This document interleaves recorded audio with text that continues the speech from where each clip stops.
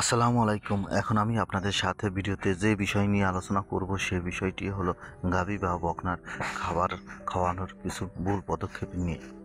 আপনারা যারাই খাবার খাওয়ান এরকম খড় পানি দিয়ে বা বসি দিয়ে বা ভাতের চাউল দিয়ে মাখিয়ে যে জাপন খাওয়ান, এই জাপনটা গাই বা বকনার জন্য খুব মারাত্মক ক্ষতিকর জিনিস। কেননা এই জাপনটা যদি আপনি খাওয়ান তাহলে গাই গরুর শরীরে চর্বি জমে যায়, কিন্তু তার দুধ উৎপাদন বেড়ে যায়। যত গাভী গরুর শরীরে ফ্যাট থাকবে তার তত বেশি দুধ উৎপাদন বাড়বে।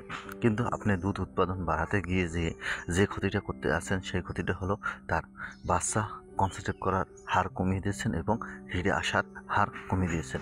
এভাবে যদি আপনি আপনার গরুকে জাপন খাওয়ান বা দানাদার খাদ্য মিশিয়ে যদি পানি আকারে খাওয়ান, তাতে দেখা যাবে যে আপনার গরুটির পেট অনেক বড় হয়ে গেছে। বোঝা যাবে যে আপনার গরুটি গাভীন হলেও যেরকম পেট বড় থাকে ওরকমই থাকবে, কিন্তু আসলে আপনার গরুটি গাভীন হয় নাই। যে কেউ দেখলে বুঝবে গাভীন এবং পেট টুকটুনে। এ কারণ হলো যে সে অতিরিক্ত পানি খাচ্ছে। অতিরিক্ত পানি খাওয়ার কারণ হলো সে ভালো লেগেছে, পানিতে বেশি পরিমাণ মজা দেওয়া হয়, এই মজার কারণে সে অতিরিক্ত পানি খায়। কিন্তু আসলে সে প্রকৃতপক্ষে কোনো প্রকার পুষ্টিকর খাবার পাচ্ছে না। শুধু একটি মাত্র পুষ্টি বেশি পাওয়ার কারণে তার দুধ উৎপাদন বেড়ে যাচ্ছে।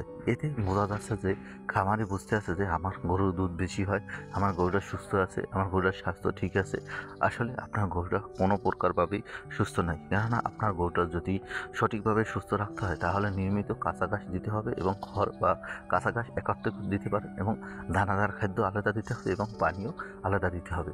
আপনি দানাদার খাদ্য আর পানি যদি আলাদা দিয়ে খাওয়াতে পারেন তখনই আপনার গরুর স্বাস্থ্য বেশি ভালো থাকবে এবং আপনার গরু ফিজিক্যালি খুব ভালো থাকবে এবং স্ট্রং থাকবে।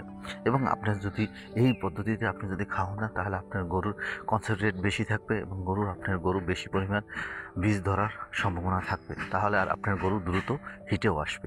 এছাড়া আপনি যে পদ্ধতি অবলম্বন করেন না কেন, এতে আপনারই ক্ষতি। কেননা আপনার গরু সঠিকভাবে হিটে আসবে না বা সঠিক সময় আপনার গরু গর্ভধারণ করবে না। এতে আপনার দেখা যাবে 3 বছর 2 বছর পর একটি বাচ্চা পান। এইভাবে যদি গরু পালন করে থাকেন তাহলে আপনার গরু পালন করে কোনো প্রকার লাভ হবে না।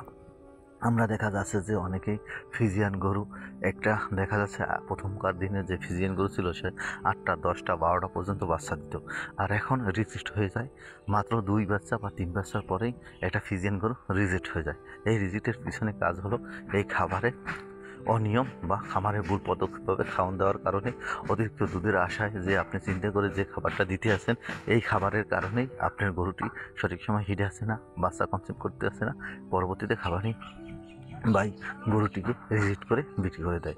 এই জন্যই আপনার খামারে কোনো প্রকার লাভ হচ্ছে না, বেশিরভাগই লস হচ্ছে। তাই আপনি যদি লাভবান হতে চান তাহলে এইসব পদ্ধতিগুলো অবলম্বন করতে হবে, এবং যে পদ্ধতিগুলো অবলম্বন করতেন ওই পদ্ধতিগুলো সঠিক না, এইগুলো অপহরণ করতে হবে। আমার ভিডিও ভালো লাগলে প্লিজ লাইক, শেয়ার, কমেন্ট এবং সাবস্ক্রাইব।